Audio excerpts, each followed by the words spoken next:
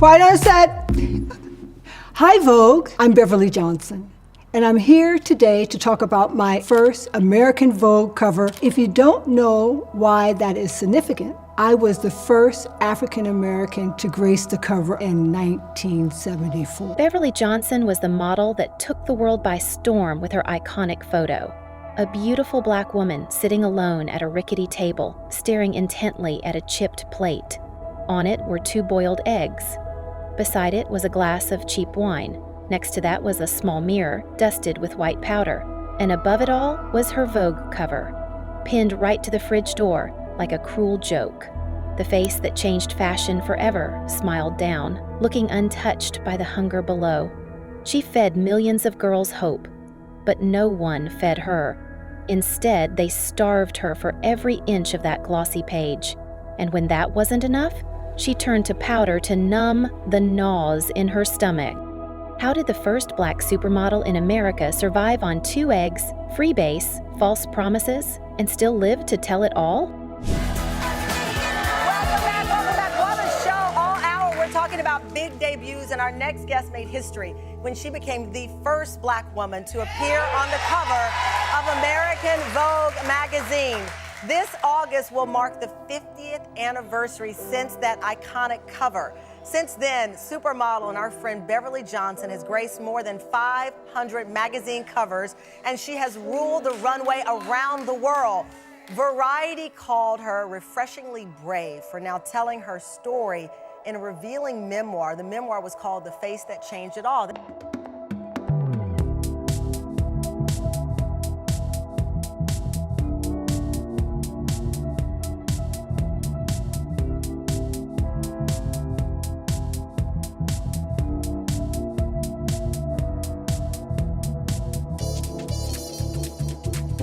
Long before the runways, Beverly Johnson was just a bright kid in Buffalo, New York, the bookworm of her family.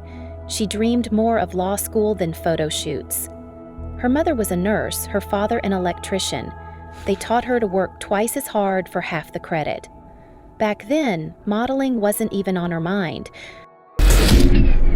My father was a steel laborer, my mother was a nurse. The only magazine at our house was Ebony. I was quiet, an introvert. I was a competitive swimmer. I swam at Junior Olympics. I had dreams of going to the Olympics. I was an honor roll student. The civil rights movement that I saw on television, that's when I got the idea that I wanted to become a lawyer, because I thought somehow I would be able to help that situation. I don't know, that's where I got it from. I had nothing to do with the fashion industry whatsoever, and it was my mother who made me work in a fashion boutique in Buffalo, New York, that led me to the world. But the world noticed her before she noticed herself. People would stop her on the street, staring at her cheekbones, her height, that effortless grace. She'd just smile, politely say thank you, and keep walking. Eventually, curiosity won out. She took a chance on a local casting call, and the door cracked open. Work as a model, part-time, just for the summer, as opposed to going to college in Northeastern University. It was a hard sell. My dad wasn't having it, so my mother went against my father's wishes and called the number, and we got an appointment with Condé Nast, which was in the Gray Bar building in New York City. So off we go, my mother and I don't think I've ever been on a plane before at that time, and we met the great Alex Lieberman. I was just mesmerized. And finally, after waiting there all day long, they came out and said, we want to take your daughter on a 10-day trip to Fire Island for Glamour magazine. My first modeling. Still, she didn't fit the mold the industry worshipped in the early 70s. She had deep brown skin, natural black hair, a warm, wide smile in an era obsessed with icy blondes and blank stares. Early jobs stung. She'd show up for a shoot only to hear, "Sorry, we already have a black girl." What happens when your face makes history, but the world behind the camera stays stuck in the past? Their dreams dreams. I did not want to be a fashion model. I wanted to be a lawyer. I was a swimmer. I was a competitive swimmer. So I didn't have these ideals or dreams that one day I want to be a fashion model. The book is full of charming photos of Beverly as you've never seen her before. And of course, during those heady days when she was the face of high fashion. Unfortunately, as she writes in her new book, she also succumbed to a sex, drugs, and rock and roll lifestyle. It was August 1974 when Beverly Johnson did what no black woman had done before. She became the face of Vogue in America. It was more than a magazine cover. It cracked open a door that had been bolted shut for decades. For millions of black girls, that single image was a promise. You deserve to be here too. But the view from the inside wasn't as bright as the glossy page. Beverly quickly learned that most stylists didn't know how to handle textured black hair. She would sit for hours as makeup artists fumbled with the wrong shades, the wrong brushes. So she did it herself. Hair, makeup, the whole thing. She carried her own kit to sets because no one else knew what to do with her. In one of the scenes of the One Woman Show, you talk about using cocaine. Yes. You talk about the pressure to stay thin, being a model. Yes. You said you lived on 2 eggs and a bowl of brown rice a week in order to stay thin. Yes. We celebrate the greatness of Beverly Johnson, but you want us to know the work and the struggles that it took to get to this. And that's why it's brilliant. Thank you so much for that. And also, the whole thing about the cocaine came up, and everybody knew back in our day it wasn't addictive, but it was our Ozempic, or whatever that thing is that they have out today, that weight loss thing. White designers whispered that she wasn't commercial enough. Some told her to her face that her look was a risk. Her own agent pushed her into a brutal bargain. If you want to stay on top, you have to be thinner than every white girl on that cover.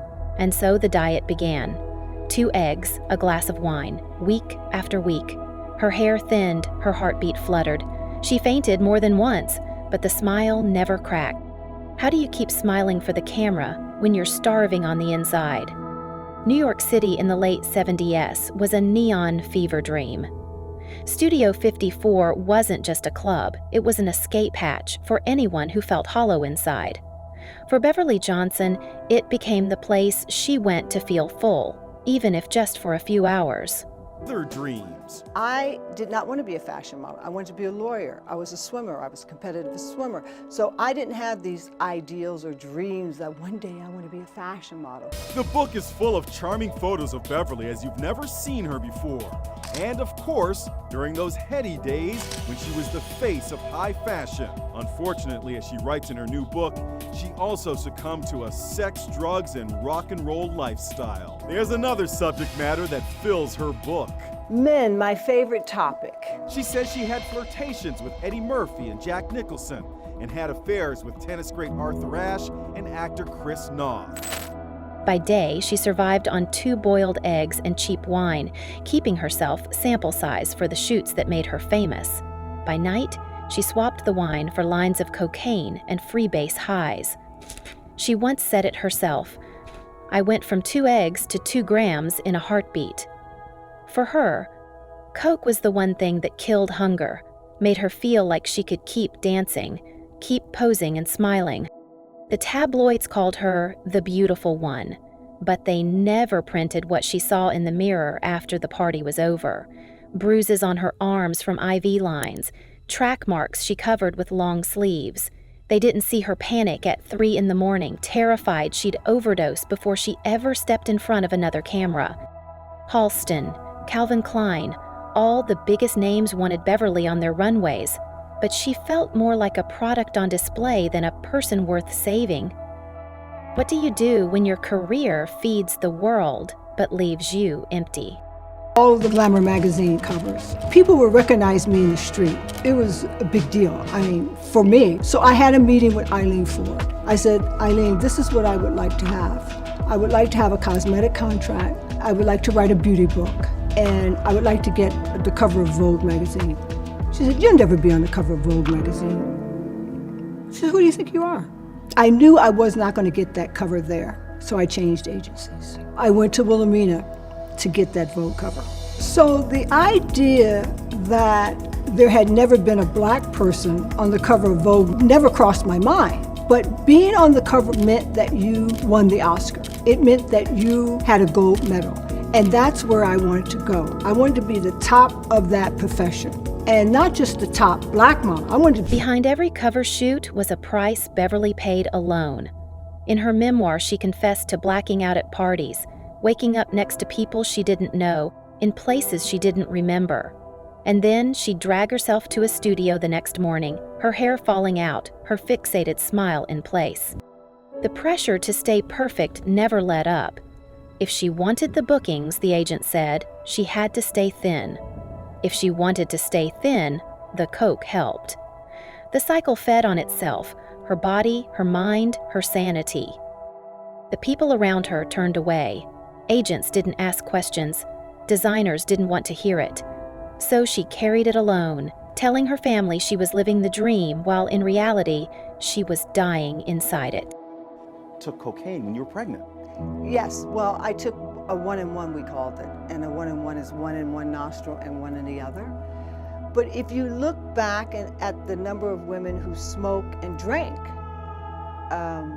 in the 70s when they were pregnant, you know, people didn't say don't smoke and don't drink during that era. We didn't know that until, you know. Once, she collapsed in a studio bathroom. Her heart skipped so many beats, she thought it would stop for good. She still didn't tell a soul. The Vogue cover was history, but nobody told her how much her life would cost her to keep it. What's the price of being the first when there's no one before you to show you how to survive it? Mina's office. She had her feet up on the desk. She had a slice of pizza in one hand and a cigarette in the other, and a can of Coke was on the table. And she says to me, "I'll get you the cover." I remember it like it was yesterday. I did have a sense that everything was a little heightened, but everything's heightened when you do a Vogue shoot. I think it was $100 a day or $75 a day. That's an editorial rate. When I was doing an editorial shoot, there could be a beauty shot that would end up being a cover. I did a tremendous amount of editorial work for Vogue, and I did a tremendous amount of work with some of the greatest photographers on the planet, Irving Penn, Richard Avedon, Francesco Scavullo. So I knew that if I did get a cover, it would have to come out of one of those shoots. But it was the early 80s when Beverly finally hit the wall she couldn't climb over. She overdosed during what was supposed to be a quick weekend shoot. The studio lights blurred into shadows. She looked in the mirror and saw a stranger. Bloated face, broken veins, eyes that looked hungry but dead at the same time. In that moment, she knew she'd become the kind of headline she'd always feared. Another black model found dead from too much glamour and too little care. She made a choice no one around her could make for her. She checked herself into rehab. The industry didn't pause. Instead, they found another pretty face to fill the pages. But Beverly decided she'd rather be alive than iconic. Most recently, Beverly has made headlines after coming forward to claim she was one of the many women who say Bill Cosby drugged them. My conscience and my principles led me to writing a story for Vanity Fair. I didn't know what it was going to do, where it was going to go after that, but I told. Just like Nelson Mandela, the long walk to freedom wasn't promised at all. She had to take it by force. And when Beverly Johnson finally got clean, she didn't just walk away. She decided to speak up for every girl who came after her.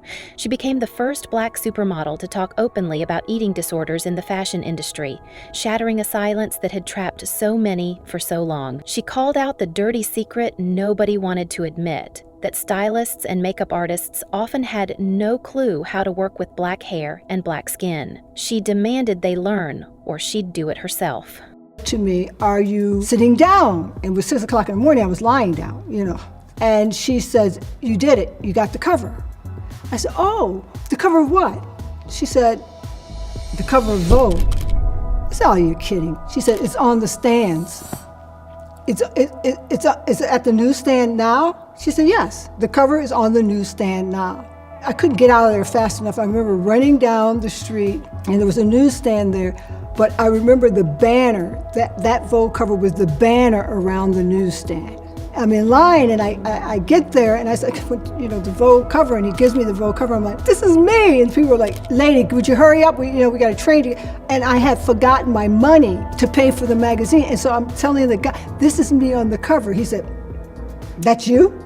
He said, lady, if that was you, you could afford to buy the magazine. I said, but I live right around the corner. He said, give me the magazine back. So anyways, before. She eventually stepped off the runway to try acting, produced her own documentaries, and wrote books that told the real story. Most of all, she mentored the new generation, Naomi Campbell, Tyra Banks, anyone willing to listen. She told them, don't let them starve you the way they tried to starve me. Don't let them shrink you just to fit the page. See how she went from a silent face to a voice the industry couldn't ignore. When the cameras faded, Beverly didn't.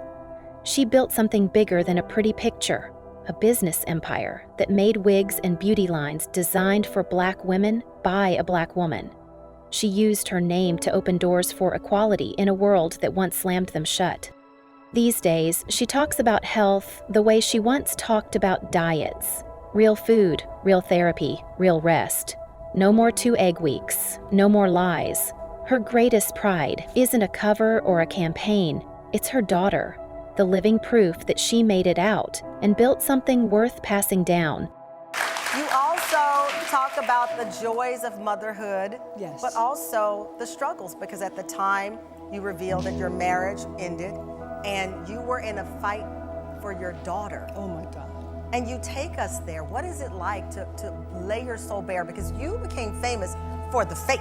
Yes. Right? And now it's the story Yes, that's famous. Exactly. Well, what's full circle is that my daughter had a daughter. Yeah. And I remember Ava being born, and she's rocking Ava, and I lost custody of Anansa to this guy. She says, I lived through what I wouldn't wish on my worst enemy, but I'd do it again if it meant changing what the world saw as beautiful. Beverly Johnson didn't just break into Vogue, she broke the whole game open. Every Black model who graces a cover today walks on a road she paved with her own bruises and bones. Her story about surviving on 2 eggs a week lives on like a warning bell. That beauty, sold by the pound, can cost you your soul. They gave her 2 eggs and a dream, and she turned them into a whole table for every girl who came after her. Does Beverly Johnson's story inspire you? And if so, in what way? We'd like to know your thoughts in the comments.